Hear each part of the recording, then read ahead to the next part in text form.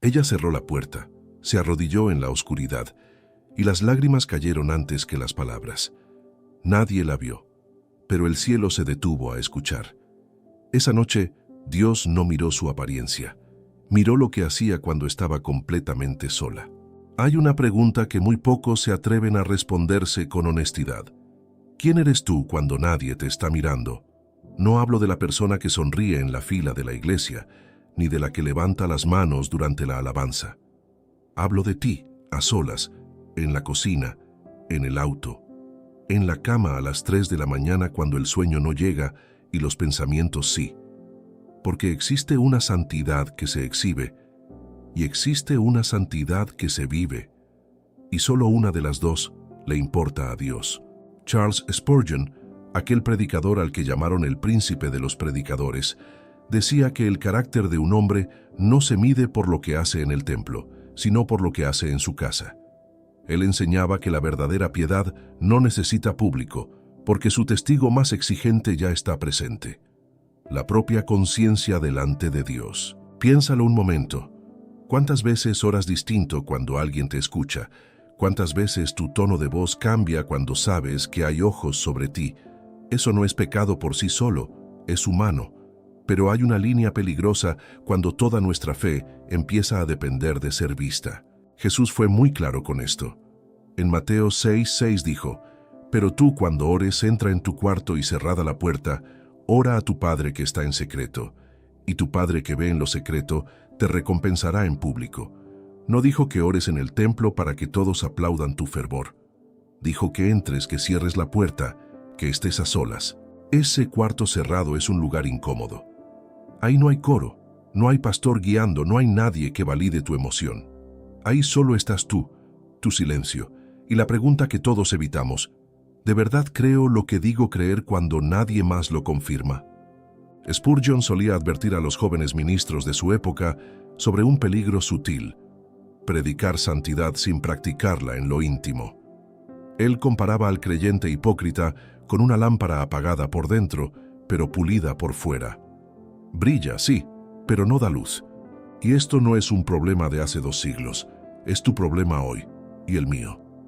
Vivimos en una época donde la fe se volvió una vitrina. Publicamos versículos, compartimos oraciones, subimos fotos de la Biblia abierta con café al lado. Nada de eso está mal. Pero si esa es la única santidad que existe en ti, entonces tienes una fe de aparador, no una fe de raíz. La raíz no se ve. Eso es justamente lo que la hace raíz. Un árbol no presume sus raíces, las esconde bajo tierra, y sin embargo son ellas las que sostienen cada rama, cada fruto, cada hoja que sí se puede admirar. Piensa en Job. Antes de perderlo todo, antes de la tragedia que todos conocen, la Escritura lo describe con una frase sencilla en Job 1:1. Era varón perfecto y recto, temeroso de Dios y apartado del mal. Nadie lo estaba filmando. No había multitud aplaudiendo su integridad. Era simplemente quien era en la quietud de su casa, en el trato con su familia, en las decisiones que nadie más veía. Piensa también en Daniel.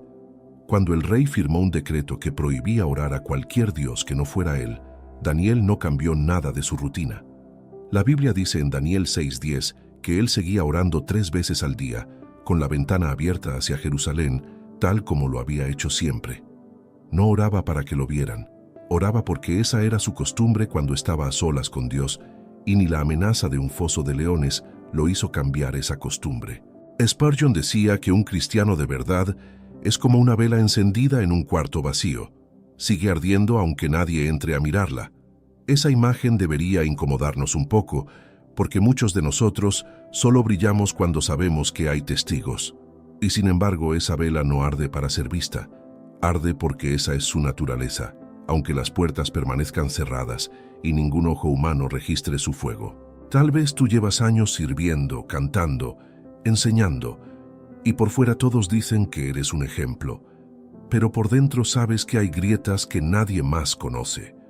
Sabes que tu oración de los domingos no se parece en nada a tu silencio de los martes.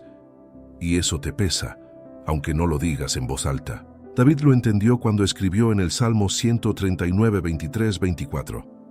Examíname, oh Dios, y conoce mi corazón. Pruébame y conoce mis pensamientos, y ve si hay en mí camino de perversidad, y guíame en el camino eterno. Note algo importante. David no le pidió a la gente que lo examinara, se lo pidió a Dios, porque sabía que el escrutinio humano se puede engañar, pero el de Dios jamás. Quiero decirte algo con el mismo respeto con el que Spurgeon hablaba a su congregación. Dios no está buscando una actuación perfecta, está buscando un corazón real, aunque esté roto, aunque esté cansado, aunque tenga días donde ni siquiera sabe qué orar. La santidad que Él busca no necesita aplausos, no necesita cámara, no necesita testigos. Se construye en lo escondido, en las decisiones que nadie premia, en el no que dices cuando podrías decir sí y nadie se enteraría jamás. Eso es lo que vamos a desenredar juntos en este video. ¿Qué significa vivir una fe genuina cuando ya no hay público, cuando las luces se apagan y solo quedan tú y aquel que ve en lo secreto? Antes de continuar, si este mensaje ya te está tocando algo por dentro, suscríbete al canal. Aquí seguimos profundizando cada semana en la palabra con enseñanzas que buscan tu crecimiento real, no solo tu emoción pasajera. Y quiero contarte algo más. Sé que muchos de ustedes me escriben diciendo que su tiempo con Dios se siente vacío, que oran, pero sienten que las palabras rebotan en el techo, que abren la Biblia y no logran conectar como antes. Si eso te describe, preparé algo especial para ti. La guía, 21 días para restaurar tu intimidad con Dios, no es una fórmula mágica. Es un camino diario, sencillo, pensado para devolverte esa cercanía que quizás sientes que perdiste. Cada día trae un paso concreto para que tu oración deje de ser rutina y vuelva a ser encuentro. Muchos ya lo están viviendo, y las historias que me comparten me confirman que este es el momento de dar ese paso, no mañana, no la próxima semana. Adquiérela hoy mismo en el enlace del primer comentario fijado y comienza esta misma noche tu regreso a la intimidad con Él. Hay un lugar donde nadie te aplaude, y es justo ahí donde se decide quién eres en realidad. No es el altar, no es el frente del culto, es la cocina a las 6 de la mañana, es el auto cuando alguien te cierra el paso en el tráfico, es la conversación que tienes contigo mismo cuando cierras la puerta del cuarto. José lo vivió de una forma que pocos recuerdan con detalle. Estaba solo en la casa de Potifar, lejos de su padre, lejos de cualquier persona que pudiera reconocerlo o corregirlo. La esposa de su amo lo tentó día tras día, y él pudo haber cedido sin que nadie jamás lo supiera. Pero Génesis 39:9 registra su respuesta. ¿Cómo pues haría yo este grande mal y pecaría contra Dios? Note que José no dijo, ¿y qué dirán de mí? Dijo, pecaría contra Dios. Esa es la diferencia entre una fe de vitrina y una fe de raíz, entre una moral prestada y una convicción propia. Eso es lo que separa a quien vive para la aprobación humana de quien vive delante de Dios. El primero pregunta, ¿quién me está mirando? El segundo pregunta, ¿le agrada esto a aquel que siempre me mira? Y aquí está lo incómodo de todo esto. Tú puedes engañar a una congregación entera. Puedes sonreír, cantar con los ojos cerrados, levantar las manos en el momento correcto. Pero no puedes engañar el silencio de tu propia casa. Ahí, donde nadie edita lo que dices ni cómo lo dices, se revela el verdadero estado de tu corazón. Piensa en cómo tratas a las personas que no pueden hacer nada por ti. Piensa en cómo hablas de otros cuando estás seguro de que nadie más lo escuchará. Piensa en lo que ves cuando estás completamente solo, en lo que piensas cuando nadie puede leer tu mente. Ahí, exactamente ahí, está la verdadera fotografía de tu alma. Elías tuvo su propio momento de soledad extrema. Después de la gran victoria en el Monte Carmelo, después de ver fuego bajar del cielo delante de todo el pueblo, terminó escondido en una cueva, agotado, temeroso, pidiendo morir. Y fue ahí, en ese lugar sin público, sin multitud, sin aplausos, donde Dios se le acercó, no en el viento fuerte, ni en el terremoto, ni en el fuego, sino en un silbo apacible y delicado, como dice Primera Reyes 19:12. Eso nos enseña algo profundo. Dios no siempre habla en los momentos de gloria pública. Muchas veces habla en la cueva, en el rincón donde nadie más entra, en el lugar donde ya no hay nada que actuar porque no queda energía para fingir. ¿Cuántos de nosotros solo buscamos a Dios cuando hay una crisis visible, cuando necesitamos que alguien nos vea orando por algo grande? Y sin embargo, la intimidad real crece en lo cotidiano, en lo repetitivo, en lo que nadie fotografía ni comparte. Nehemías reconstruyó los muros de Jerusalén en tiempo récord, mientras enfrentaba burlas, amenazas y conspiraciones. Pero antes de cada decisión importante, antes de cada respuesta a sus enemigos, la Escritura lo muestra orando en silencio, muchas veces con una frase corta, casi susurrada como en Nehemías 4:4. Oye, oh Dios nuestro, que somos objeto de desprecio. No era un discurso público. Era una conversación privada, breve, honesta, sostenida en medio del trabajo. Esa es la clave que muchos pasamos por alto. La santidad genuina no necesita eventos grandiosos para sostenerse. Necesita constancia en lo pequeño. Necesita esas oraciones cortas mientras lavas los platos, esas decisiones de callar cuando podrías herir con una palabra, esos momentos donde eliges la verdad aunque la mentira fuera más cómoda y nadie lo notaría jamás. Hay algo que quiero decirte con toda claridad. Tu vida secreta con Dios pesa más que tu vida pública para Él. No porque lo público no importe, sino porque lo público casi siempre nace de lo secreto. Un árbol enfermo en la raíz tarde o temprano muestra hojas marchitas, sin importar cuánto lo rieguen por fuera. Job, en medio de su sufrimiento, hizo una declaración que revela el nivel de vigilancia que él mismo aplicaba a su propia vida interior. En Job 31:1 dice: «Hice pacto con mis ojos. ¿Cómo pues había yo de pensar en virgen?» Un pacto con los ojos. Nadie lo estaba controlando. Nadie revisaba lo que él veía o dejaba de ver.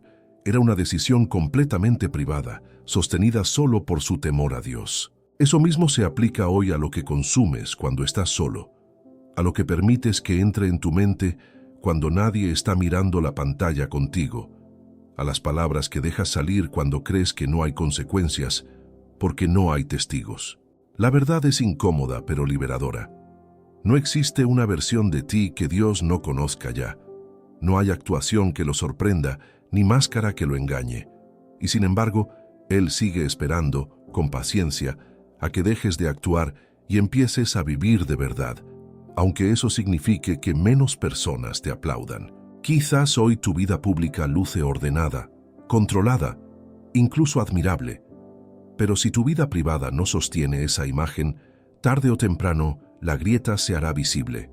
No porque Dios quiera exponerte, sino porque una casa dividida entre lo que muestra y lo que esconde no puede sostenerse para siempre. Piensa en cuánto esfuerzo invertimos en mantener una apariencia coherente ante los demás y cuánto menos invertimos en sostener esa misma coherencia cuando estamos completamente solos. Revisamos nuestras palabras antes de decirlas en público, cuidamos el tono, medimos los gestos, pero en la intimidad muchas veces dejamos que el cansancio, la irritación o la indiferencia gobiernen sin ningún filtro, como si Dios estuviera ausente en esos minutos. Y no lo está. Nunca lo estuvo. La misma presencia que sientes cuando levantas las manos en un templo lleno, te acompaña cuando cierras la puerta de tu cuarto, cuando manejas en silencio, cuando nadie más respira en la habitación. La diferencia no está en dónde está Dios, sino en dónde decides recordarlo. La buena noticia es que esto no es una condena, es una invitación. Dios no está esperando que llegues perfecto a ese cuarto cerrado. Está esperando que llegues real, que dejes de calcular quién te ve y empieces a recordar, en cada decisión pequeña, que aquel que ve en lo secreto también recompensa en secreto, mucho antes de que cualquier persona note el cambio. Tal vez nadie aplauda la vez que decidiste no responder con rabia, o la mañana que oraste sin ganas, pero igual lo hiciste, o la noche que apagaste la pantalla porque tu conciencia te lo pedía. Nadie lo vio, nadie lo supo, nadie lo va a mencionar jamás en una conversación. Pero el cielo sí lo registró, y eso, con el tiempo, pesa más que cualquier reconocimiento humano que pudieras haber recibido en su lugar. Hay un peligro que casi nadie menciona en los templos, y es precisamente porque ese peligro se disfraza de virtud. La posibilidad de engañarnos a nosotros mismos creyendo que estamos bien con Dios solo porque cumplimos con la forma externa de la fe. El rey Saúl es un ejemplo doloroso de esto. Dios le había ordenado de manera clara destruir por completo a los amalecitas y todo lo que les pertenecía, sin dejar nada para beneficio personal ni del ejército. Saúl regresó victorioso, con el pueblo aclamándolo, con la apariencia perfecta de obediencia frente a todos los que lo veían llegar, pero guardó para sí lo mejor del ganado, y cuando el profeta Samuel lo confrontó, Saúl respondió en 1 Samuel 15:20 que sí había obedecido la voz del Señor. Él mismo se había convencido de su propia obediencia, aunque la realidad, la que solo él conocía en detalle, decía otra cosa completamente distinta. Eso es lo que sucede cuando pasamos años cuidando la imagen pública sin cuidar el corazón. Terminamos creyendo nuestra propia actuación. Nos volvemos expertos en justificar lo que hacemos en privado, mientras seguimos hablando en público como si nada hubiera cambiado en nosotros. Samuel le respondió con una de las frases más directas de todo el Antiguo Testamento, en 1 Samuel 15:22.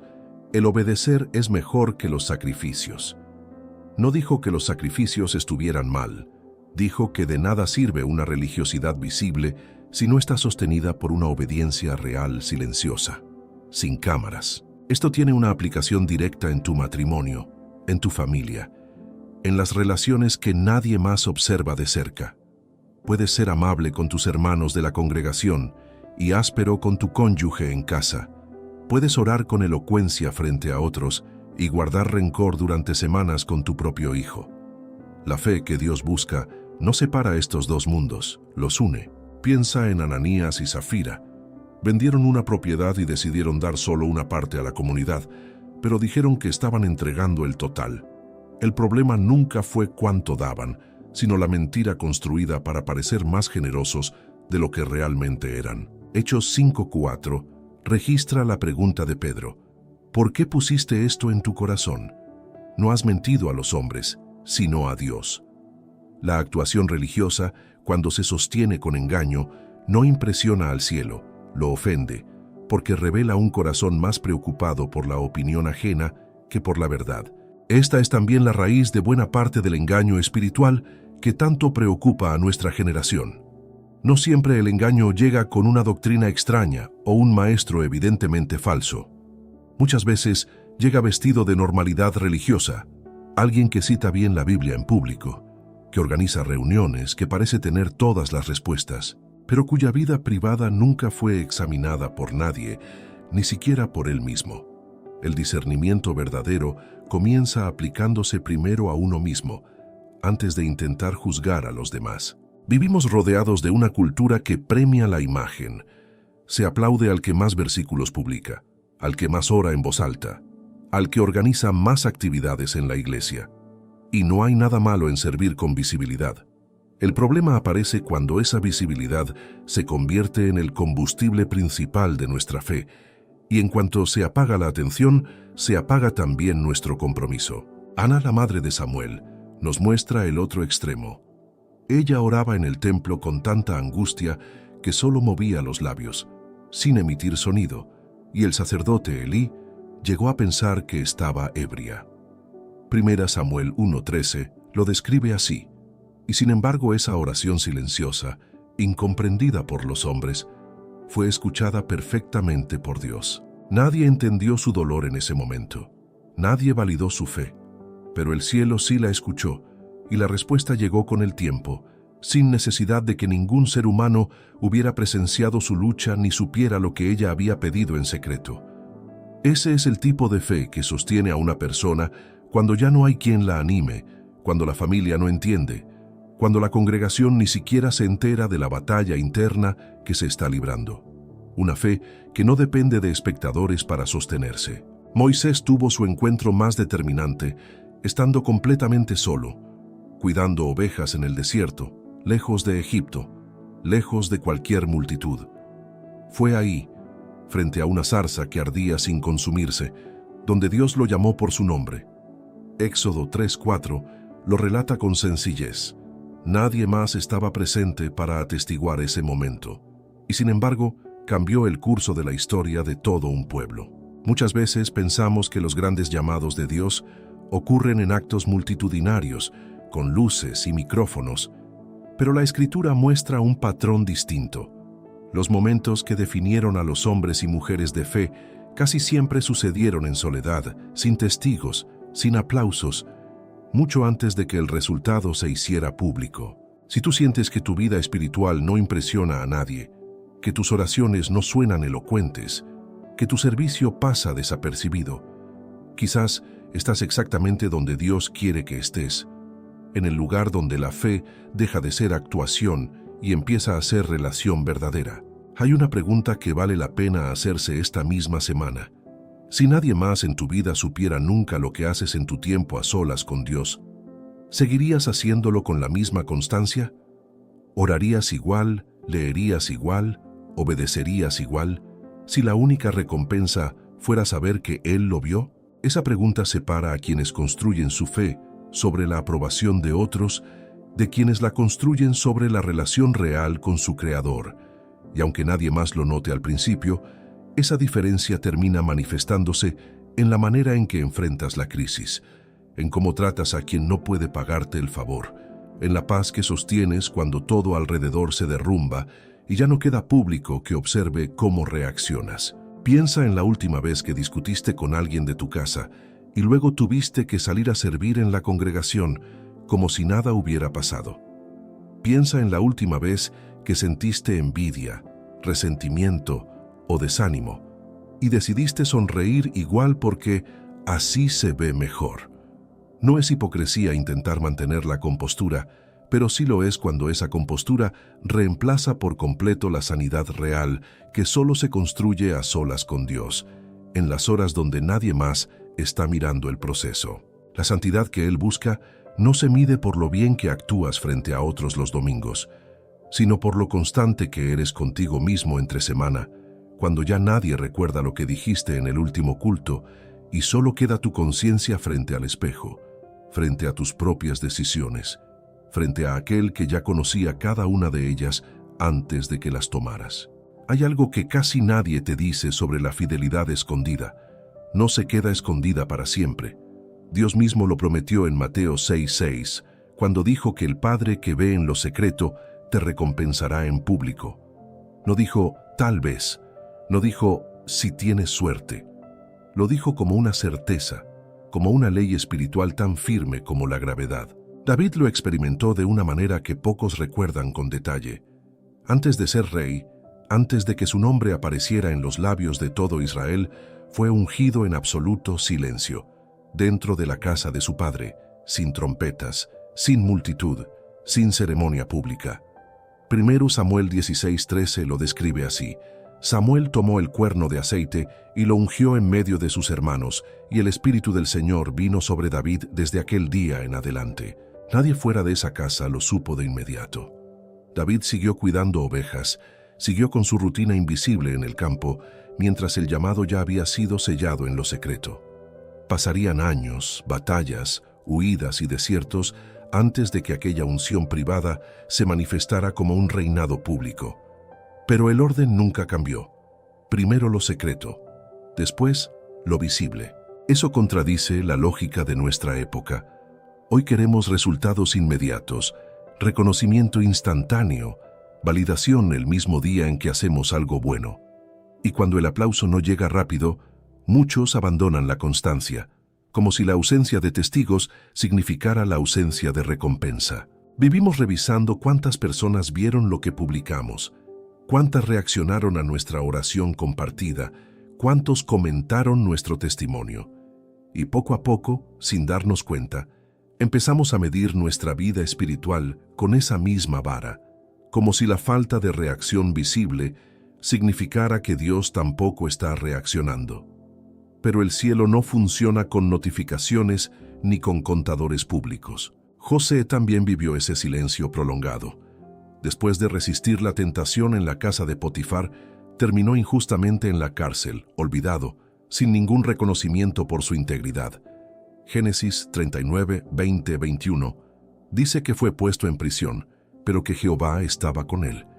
Nota la combinación: sufrimiento y presencia divina al mismo tiempo, sin que ninguna de las dos cosas cancelara a la otra. Años después, cuando finalmente fue exaltado ante Faraón, todo lo que había construido en privado, su carácter, su honestidad, su capacidad de interpretar y administrar, salió a la luz de golpe. Génesis 41:41 lo pone así de simple. Faraón lo puso sobre toda la tierra de Egipto. La recompensa pública no fue un evento aislado, fue la cosecha natural de años de fidelidad que nadie había aplaudido. Esto debería cambiar la forma en que ves tu propia temporada de silencio. Tal vez llevas meses o años sirviendo sin que nadie lo note, orando por tu familia, sin ver resultados visibles todavía, sosteniendo tu integridad en un trabajo donde nadie más comparte tus valores. Y sientes que ese esfuerzo se está perdiendo en el vacío. No se está perdiendo. Se está acumulando, en silencio, capa sobre capa, como el carácter que ningún atajo puede fabricar de un día para otro. Ruth es otro ejemplo que ilumina este principio. Ella eligió quedarse con Noemí cuando nadie la obligaba, renunciando a su tierra, a su gente, a la posibilidad de rehacer su vida entre los suyos. Trabajó recogiendo espigas en un campo ajeno, sin saber que ese gesto silencioso de lealtad la colocaría capítulos después en la genealogía misma del Mesías. Ruth 2:11-12 registra las palabras de Buz, reconociendo lo que ella había hecho por su suegra, un acto que en su momento no tenía espectadores, solo la mirada de Dios. Ninguno de estos personajes buscó el reconocimiento como meta, lo recibieron como consecuencia. Esa es una diferencia enorme y probablemente la clave de todo este mensaje. Cuando persigues la aprobación humana como objetivo, terminas construyendo una fe frágil, dependiente, que se derrumba apenas falta el público. Pero cuando persigues la fidelidad en lo secreto, la aprobación, si llega, llega como fruto, no como meta. Piensa en cuántas veces has hecho algo bueno esperando que alguien lo note, y la desilusión que sientes cuando nadie dice nada. Esa desilusión revela dónde estaba puesta realmente tu expectativa. No está mal desear reconocimiento, es humano. Pero cuando ese deseo controla tus decisiones, terminas sirviendo a las personas en lugar de servir a Dios. Job, después de atravesar la peor crisis de su vida, sin haber tenido jamás la certeza de una recompensa visible mientras sufría, recibió al final una restauración que superó todo lo que había perdido. Job 42:12 dice que Jehová bendijo el postrer estado de Job más que el primero.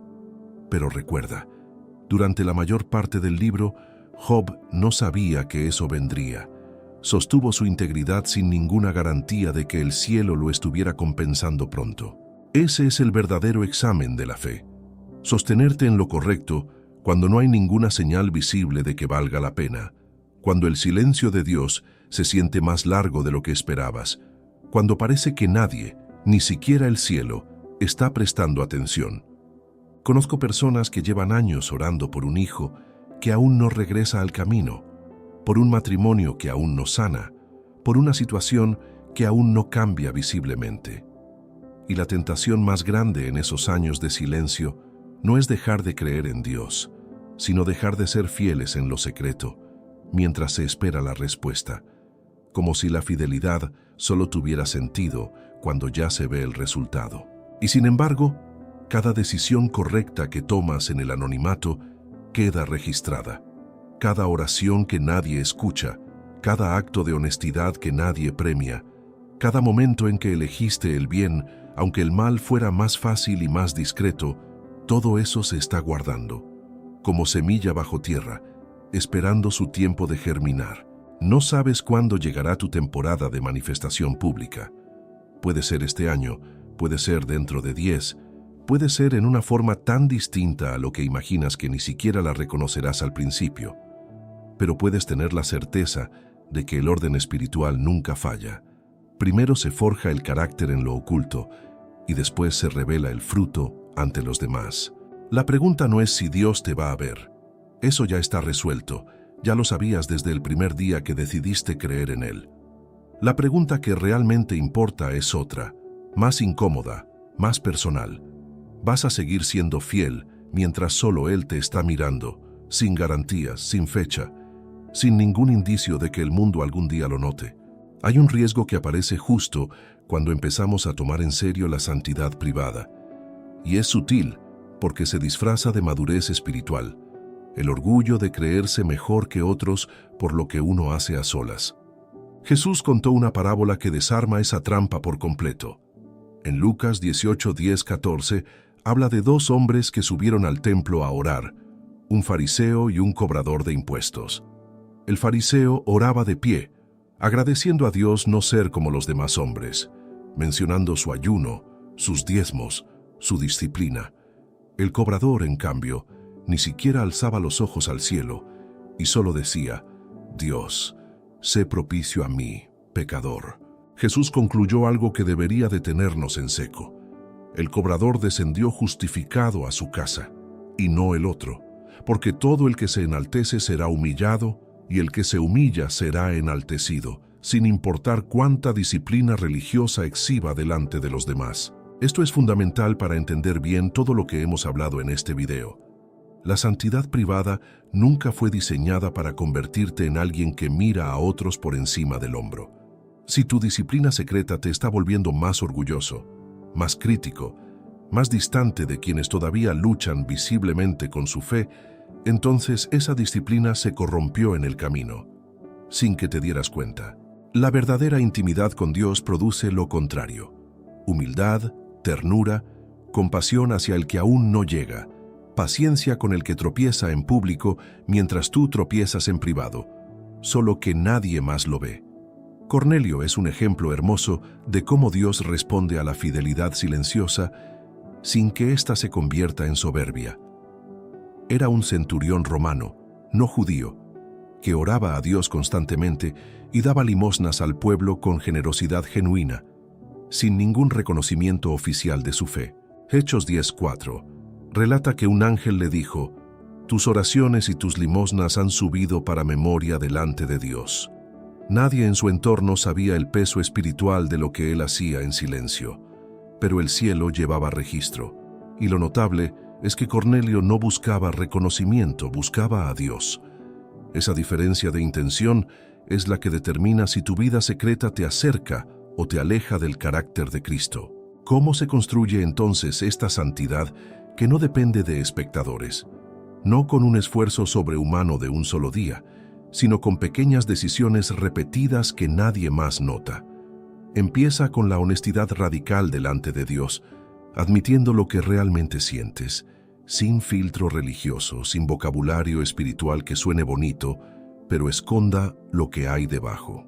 Empieza también con el examen diario, no como una lista de culpas para castigarte, sino como una conversación sincera. ¿Qué hice hoy que nadie vio? ¿Cómo traté a las personas que no pueden beneficiarme en nada? ¿Qué pensamientos alimenté cuando estaba completamente solo? Este ejercicio no necesita horas ni un ritual complicado. Puede ser apenas unos minutos antes de dormir, repasando el día sin adornarlo, sin justificarte de inmediato, permitiendo que Dios te muestre lo que realmente sucedió detrás de la versión que le contaste a los demás. David modeló este tipo de introspección constante y sincera de manera repetida en los Salmos.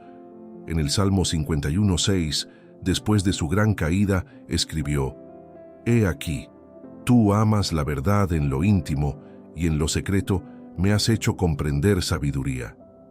Él entendió que la transformación real no ocurre en el momento de la confesión pública, sino en el taller silencioso donde Dios trabaja el corazón, pieza por pieza, muchas veces sin que nadie más se entere del proceso. Otra clave importante es resistir la tentación de compartir cada acto de fe solo para validarlo ante otros. No hay nada malo en compartir tu fe públicamente cuando es genuino, pero pregúntate con honestidad: ¿estaría dispuesto a hacer esto mismo si nadie más lo supiera jamás? Si la respuesta es no, probablemente ese acto está más conectado con tu imagen que con tu devoción. También es fundamental aprender a recibir la corrección en privado sin necesidad de defenderte frente a un público. Cuando alguien te señala un error y tu primera reacción es pensar en cómo te ve la gente, en lugar de examinar si esa corrección es verdad, ahí está otra vez la misma raíz, el miedo a perder la aprobación humana por encima del deseo de agradar a Dios. Esto se nota especialmente en los desacuerdos familiares. Es fácil pedir perdón frente a la congregación, con la mirada de todos puesta en ti, generando una sensación de reconciliación instantánea. Pero la verdadera prueba llega cuando estás a solas con esa persona, sin nadie más presenciando el gesto, y decides igual bajar la guardia, disculparte con sinceridad, ceder en algo que tu orgullo preferiría defender. Pablo, en su carta a los Gálatas, resumió este principio con una pregunta directa que vale la pena repetirte hoy. ¿Busco ahora el favor de los hombres o el de Dios? ¿O trato de agradar a los hombres? Pues si todavía agradara a los hombres, no sería siervo de Cristo, escribió en Gálatas 1:10. Es una pregunta incómoda porque expone de inmediato dónde está puesta realmente tu lealtad. No se trata de despreciar a las personas, ni de volverte indiferente a la comunidad. Se trata de ordenar correctamente las prioridades. Primero la mirada de Dios, después la mirada de los demás. Cuando ese orden se invierte, terminamos actuando toda nuestra vida para un público que, en el fondo, tampoco nos puede dar la paz que buscamos. Esta es también una forma de protegerte del engaño espiritual que circula tanto en nuestros días.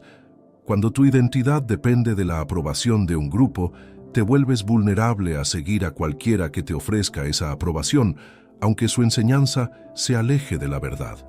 Pero cuando tu identidad está anclada en la relación secreta con Dios, ya no necesitas mendigar validación de nadie más, y eso te da el discernimiento suficiente para reconocer cuando algo, por más atractivo que suene, no proviene de Él. Y aquí está el consuelo en medio de todo esto. Nadie te pide perfección instantánea. Cada uno de los personajes que hemos recorrido en este video tuvo caídas, dudas, momentos de debilidad extrema. David falló gravemente. Job cuestionó a Dios con dureza. José pasó años en amargura antes de perdonar a sus hermanos. La santidad privada no significa ausencia de lucha, significa honestidad en medio de la lucha, sostenida delante de aquel que ya conoce cada detalle y sigue eligiendo acompañarte, incluso en los tramos donde tú mismo dudas de poder sostenerte un día más. Gracias por acompañarme hasta este último minuto. Si esta palabra tocó algo dentro de ti, suscríbete al canal, dale like y cuéntame en los comentarios qué parte tocó tu corazón.